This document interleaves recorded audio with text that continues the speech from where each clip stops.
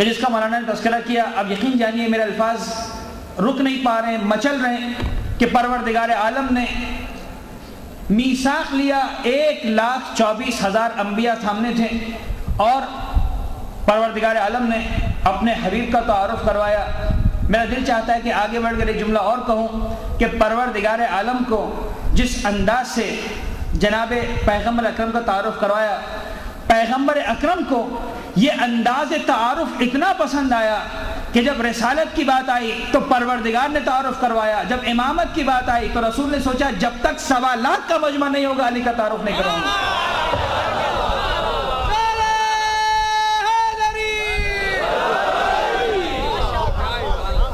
اس انداز سے یہ رسالتوں اور امامتوں کا سلسلہ، یہ الہی نمائندگی کا سلسلہ قیامت تک جاری رہنے والا ہے۔ اور آج بھی ایک ہادی ہے جو پردہ غیب میں رہتے ہوئے بہرحال اپنے جد کے جشن ولادت میں شریک ہو رہا ہے۔ عزیزان گرامی، اس پیغمبر کی شان میں کیا کہوں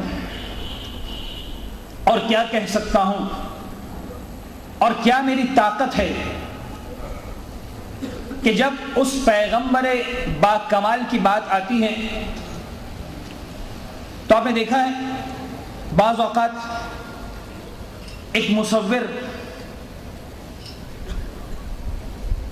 جب کوئی بہت اچھی تصویر بناتا ہے، بہت اچھا شاہکار تخلیق کرتا ہے، تو منزل کمال یہاں تک آتی ہے کہ اس شاہکار کو بنانے کے بعد، اس تصویر کو بنانے کے بعد کبھی کبھی اتنا محو ہو جاتا ہے اس تصویر میں کہ تصویر کی تعریف نہیں کرتا، خود اپنی تعریف شروع کر دیتا ہے کہ میں نے ایسی تصویر بنائی ہے۔ اللہ نے جب محمد کو بنایا تو اس انداز سے کہ قرآن گواہی دے رہا ہے، پروردگار نے محمد کا قصیدہ پڑھنے سے پہلے اپنا قصیدہ پڑھنا شروع کر دیا، سبحان الذی اسری بعبدہ لیلا من المسجد الحرام۔ ارے تمہارا پروردگار کتنا عظیم پروردگار ہے کہ محمد جیسے کو اپنا مہمان بنا رہا ہے۔ یہ ہے شان رسالت، یہ ہے شان پیغمبر اکرم کہ جہاں پروردگار اپنے تعارف میں،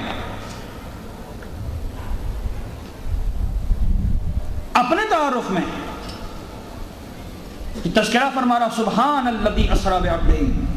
اب یقین جانیے زن گرامی، سورہ کہف کی پہلی آیت الحمدللہ الذی، پروردگار کہہ رہا ہے، دیکھیے بندہ کہتا ہے الحمدللہ، ارشاد رب العزت ہو رہا ہے الحمدللہ الذی انزل علی عبدہ الکتاب، اللہ کی حمد ہے جس نے اپنے بندے پر کتاب کو نازل کی۔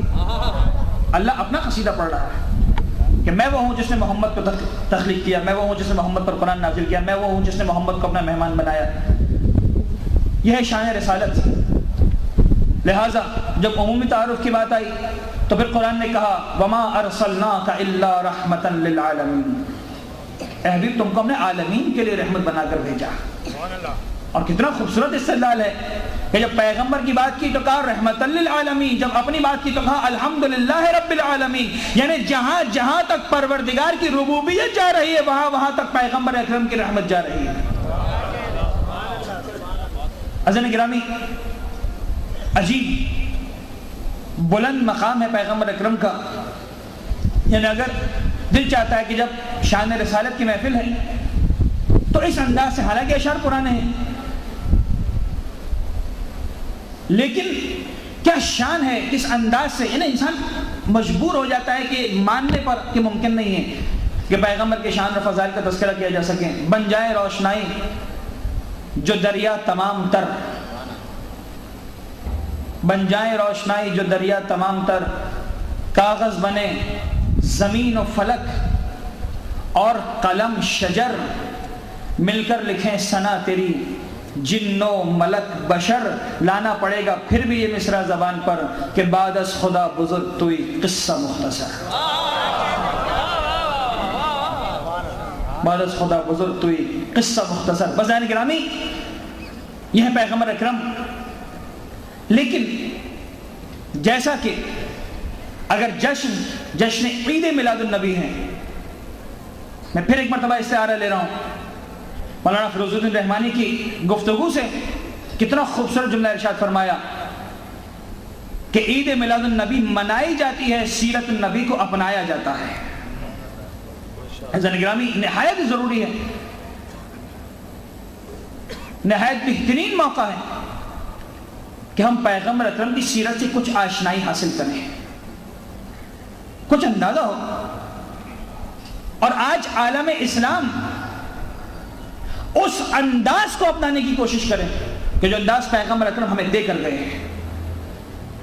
نہایت ہی مختصر الفاظ میں مجھے بات کرنا ہے، لہذا انتہائی رفتار کے ساتھ میں بات کو آگے بڑھا رہا ہوں.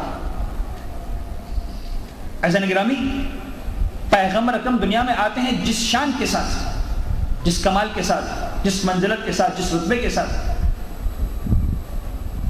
اور کمال کی اس بلندی پر پہنچ رہے ہیں کہ پروردگار عالم، میں نے جس آیت کو سرنامہ کلام میں اور ابتدائی خطبہ میں آپ کے سامنے پیش کیا، پروردگار عالم خود قصیدہ پڑھ رہا ہے، وَإِنَّكَ لَعَلَىٰ خُلُقٍ عَظِيمٍ. اے حبیب، آپ خلق عظیم کی منزل پر فائز ہیں. عزیزان گرامی، پوری تاریخ انسانیت کا مطالعہ کیجیے، پوری تاریخ انسانیت کو دیکھیے. کسی بھی انسان نے پورے عالم انسانیت پر اتنے زیادہ گہرے اثرات مرتب نہیں کیے جتنا پیغمبر اکرم نے مرتب کیے. آج پوری دنیا میں پیغمبر اکرم کے نام لیوا موجود ہے. لا الہ الا اللہ کے بعد محمد رسول اللہ کا کلمہ پڑھنے والے موجود ہیں پوری دنیا میں. اتنے زیادہ اثرات. ایک سوال تو ہونا چاہیے کہ آخر اتنے زیادہ اثرات ایک ہستی کیسے مرتب کر سکتی پورے عالم انسانیت پر. دور و دور ہے جہاں میڈیا کا دور بھی نہیں ہے، دور و دور ہے کہ جہاں وسائل انتہائی کم ہیں، لیکن قرآن نے قصیدہ پڑھا ہوا اِنَّكَ لَعَلَىٰ خُلُقٍ عَظِيمٍ. اے حبیب، آپ خلق عظیم کی منزل پر فائز ہیں. عالم اسلام کو ایک جملہ مل سکتا تھا کہنے کے لیے کہ بھئی وہ تو پیغمبر کی ذات ہے، ہم ان جیسے کیسے بن سکتے ہیں، ہم ان کا کردار کیسے اپنا سکتے ہیں، ہم اس طرح سے کیسے عمل کر سکتے ہیں. قرآن نے پھر آگے بڑھ کر آواز دی لَقَدْ كَانَ لَكُمْ فِي رَسُولِ اللَّهِ أُسْوَةٌ حَسَنَةٌ. اے عالم اسلام، پیچھے مت ہٹ جانا، یاد رکھنا پیغمبر اکرم کی زندگی تمہارے لیے بہترین نمونہ عمل ہے. پیغمبر کی سیرت صرف پڑھنے کے لیے نہیں ہے، صرف سننے اور سنانے کے لیے نہیں ہے. اس پیغمبر کی سیرت کو اپنانا بھی ہے اور کوشش کرنا ہے. عزیزان گرامی، اس فورم پر میں صرف ایک واقعہ پیش کرنا چاہ رہا ہوں، لیکن ایک چھوٹی سی تمہید کے ساتھ. کتنی عجیب بات ہے، دنیا کا کون سا علاقہ ہے، دنیا کا کون سا انسٹیٹیوشن ہے، دنیا کی کون سی قوم، کون سی ملت، کون سا مذہب ہے کہ جہاں ہر ایک کے پاس کچھ معاشرتی اقدار نہیں ہوتی، سوشل ویلیوز نہیں ہوتی. دنیا کا ہر انسان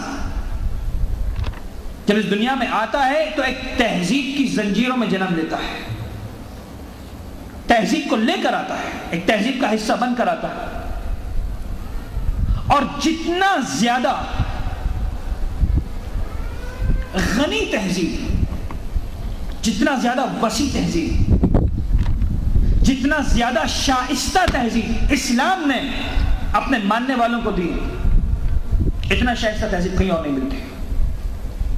لیکن عجیب بات ہے، دنیا والے اگر اپنی ان معاشرتی اقدار پر عمل کریں تو یہ کہا جائے کہ وہ اپنی سوشل ویلیوز کو پریکٹس کر رہے ہیں. اگر مسلمان اپنی اقدار پر عمل کرنا چاہے تو کہا جائے کہ مسلمان فنڈامنٹلسٹ ہو گیا ہے، ایکسٹریمسٹ ہو گیا ہے، بنیاد پرست ہو گیا ہے. دنیا کا کون سا انسان بنیاد پرست نہیں، لیکن وہ بنیادیں جو پیغمبر اکرام کے کردار کے پرتوں کی صورت میں ہمارے سامنے آتی ہیں، ان بنیادوں کو اپنانا پھر ضروری ہے. 3 حصے ہیں پیغمبر اکرم کی زندگی کے. ایک 40 سال تک کا وہ دور جب پیغمبر نے اب تک اظہار نبوت نہیں کیا، اعلان نبوت نہیں کیا. اس کے بعد مکی زندگی کا وہ دور جہاں پیغمبر انتہائی تکلیف، شدائد، مصائب اور مشکلات کے دور میں زندگی گزار رہے ہیں، اور اس کے بعد آخر میں مدنی زندگی کا وہ دور کہ جہاں پیغمبر اکرم بظاہر پورے عالم اسلام کی حکمرانی کو سنبھالے ہوئے ہیں۔ میں پہلے حصے سے بھی واقعہ نقل نہیں کر رہا ہوں، دوسرے حصے کو بھی چھوڑ رہا ہوں، تیسرا حصہ جہاں انسان باقاعدہ پورے عالم اسلام کا سربراہ بنا ہوا۔ ایک چھوٹا سا واقعہ، سادہ سا واقعہ، بظاہر بڑا بے ضرر سا واقعہ۔ مولا امیر المومنین کو اپنے پاس بلاتے ہیں، یا علی یہ 12 درہم لو، میرا لباس بہت بوسیدہ ہو گیا ہے، جاؤ جا کر بازار سے نیا لباس خرید کر لے آؤ۔ کتنی سادہ سی بات ہے۔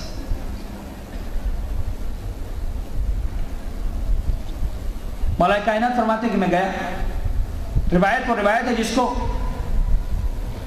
آیت اللہ وحید خراسانی جیسا محتاط مرجع یہ کمنٹس پاس کر رہا ہے کہ صحیح روایت ہے قانون حدیث کے اعتبار سے۔ یا علی جا کر ایک پیرہن لے کر آئی، میرا پیرہن وہ سیدھا ہو گیا۔ مولا کائنات جاتے ہیں 12 درہم کا پیرہن لے کر آ گئے۔ پیغمبر نے اس پیرہن کو دیکھا، دیکھ کر فرمانے لگے یا علی ایسا لگتا ہے کہ اگر اس سے کمتر ہو تو زیادہ مجھے پسند آئے گا۔ میں واقعے کو مختصر طور پر آپ کے سامنے پیش کر رہا ہوں، کچھ نتائج گفتگو مکمل۔ یا علی دیکھو اس دکاندار کے پاس جا کر بات کرو، کیا وہ اس معاملے کو دوبارہ توڑنے پر تیار ہے؟ کیا اس بات پر راضی ہے کہ ہمیں ہمارے درہم واپس کر دیں اور اپنا پیران واپس لے لے؟ علی فرماتے ہیں یا رسول اللہ مجھے نہیں معلوم، دیکھنا پڑے گا، جا کے پوچھنا پڑے گا۔ فرماتے جاؤ جا کر پوچھ کر آؤ، اور اگر وہ مان جائے تو یہ پیران اسے واپس دے کر آؤ۔ علی جاتے ہیں اس دکاندار سے کہتے ہیں کہ بھائی اللہ کے رسول کو یہ پیران کچھ زیادہ نفیس لگ رہا ہے، زیادہ قیمتی لگ رہا ہے، وہ اس پر راضی نہیں ہے، لہذا چاہتے ہیں کہ اس کو واپس کر دیا جائے، اس سے کچھ سستی قیمت کا خریدا جائے، کیا تم راضی ہو؟ کہنے لگا ضرور۔ پیسے واپس کیے، مولا کائنات فرماتے میں آیا پیغمبر اکرم کی خدمت میں، اللہ کے رسول میرے ساتھ چلے۔ اب جو چلے اس سے پہلے کہ بازار تک پہنچے، راستے میں ایک خاتون کو دیکھا جو کنیز تھی اور بیٹھی ہوئی رو رہی تھی۔ پیغمبر نے پوچھا اے خاتون کیا بات ہے، تم کیوں رو رہی ہو؟ کہنے لگی میں گھر سے نکلی تھی 4 درہم لے کر، اور گھر والوں نے کچھ سامان لانے کے لیے کہا تھا، وہ مجھ سے کھو گئے، مجھے ڈر لگ رہا ہے کہ میں کیسے واپس جاؤں۔ پیغمبر نے 4 درہم نکال کر اس خاتون کو دی، یہ لو اور جاؤ جا کر دوبارہ گھر چلی جاؤ۔ اب بازار میں گئے، 4 درہم کا ایک پیراہن خریدا، اور پہننے کے بعد اللہ کی حمد بجا لائے۔ واپس پلٹ کر آ رہے تھے، راستے میں ایک غریب شخص ملا جس کی زبان پر یہ جملہ تھا کوئی ہے جو مجھے لباس پہنا ہے، خدا اسے لباس جنت پہنائے گا۔ پیغمبر نے وہ اپنا لباس جو پہنا ہوا تھا اتار کر اس کو دے دیا۔ پھر بازار میں گئے، پھر 4 درہم کا ایک اور پیران خریدا، پلٹ کر واپس آنے والا کائنات کے ساتھ دیکھا وہ کنیز اسی مقام پر بیٹھی ہوئی دوبارہ رو رہی ہے۔ کہا اب کیا بات ہو گئی، اب کیوں رو رہی ہے؟ کہنے لگی یا رسول اللہ مجھے بہت زیادہ دیر ہو گئی، مجھے ڈر لگ رہا ہے کہ مجھے نقصان پہنچایا جائے گا، مجھے اذیت دی جائے گی، مجھے مارا جائے گا۔ اللہ کے رسول نے کہا چلو اپنے گھر کی طرف چلو، ہمیں راستہ بتاؤ، ہم چلتے تمہارے ساتھ۔ اس کنیز کو لے کر اللہ کے رسول جاتے ہیں، اس خاتون کے گھر تک جاتے ہیں، اور ایک مرتبہ گھر کے دروازے پر پہنچ کر کہتے ہیں السلام علیکم یا اہل الدار، اے گھر والوں تم پر سلام۔ جواب نہیں آیا۔ دوبارہ فرمایا السلام علیکم یا اہل الدار، جواب نہیں آیا۔ تیسری مرتبہ فرمایا السلام علیکم یا اہل الدار، اب جواب آیا۔ اللہ کے رسول نے فرمایا کہ میں نے 2 مرتبہ سلام پہلے کیا، تم نے جواب کیوں نہیں دیا؟ کہنے لگے یا رسول اللہ سلامتی کی دعا اور آپ کی زبان سے اگر ہم جواب دے دیتے آپ دوبارہ دعا نہ دیتے ہیں۔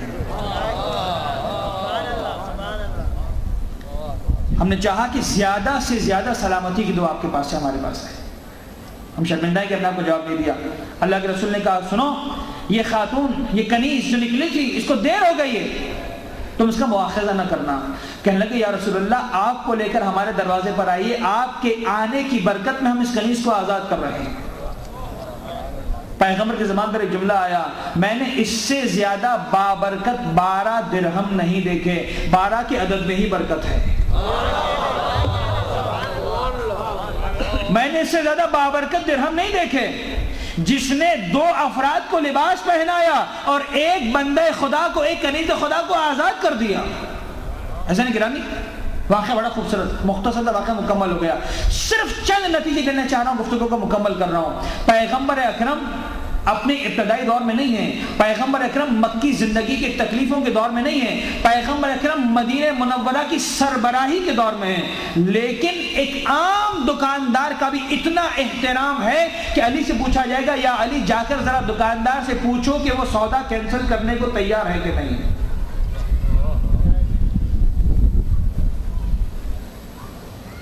آج ساری دنیا میں رائٹس کی بات کی جاتی ہے، ہیومن رائٹس کی بات کی جاتی ہے، کہ واقعاً سربراہان مملکت ایک عام دکاندار کو اس لیول تک رائٹس دینے کو تیار ہیں؟ لَقَدْ كَانَ لَكُمْ فِي رَسُولِ اللَّهِ أُسْوَةٌ حَسَنَةٌ۔ عزیزان گرامی، ایک کنیز کا اتنا احترام ہے کہ اگر وہ اللہ کی توحید کا اقرار کرنے والی ہے، پیغمبر اکرم کی رسالت کا اعلان کرنے والی ہے، اللہ کے رسول اس کی مشکل کو حل کرنے کے لیے پرسنلی انوالو ہو رہے ہیں، کیا واقعاً آج پیغمبر اکرم کی سیرت پر عمل کرنے والا انسان اللہ کے رسول کے ماننے والے کے لیے اس انداز سے مدد کرنے کو تیار ہے؟ بس گرامی، یہ پیغام، یہ واقعات، یہ انداز رسالت اگر آج پھر زندہ ہو جائے، میں سمجھتا ہوں پورے عالم اسلام کی تقدیر بدل سکتی ہے، پورا عالم اسلام بدل سکتا ہے۔ آج ہم سب جشن میلاد منا رہے ہیں، پیغمبر اکرم کی خدمت اقدس میں صرف ایک جملے کے ساتھ اپنی گفتگو کو مکمل کر رہا ہوں، اور وہ جملہ بھی اشعار کی صورت میں بہت سالوں پہلے جب ہم بالکل بچپنے کے عالم میں تقاریر کیا کرتے تو اس زمانے میں شعر پڑھا کرتے تھے۔ آج مجھے پھر وہ شعر یاد آ رہا ہے، اے نور کے پتلے تجھے کیا خاک سے نسبت، اے نور کے پتلے تجھے کیا خاک سے نسبت، احسان تیرا ہے جو زمین پر اتر آیا۔ وآخر دعوانا الحمدللہ رب العالمین۔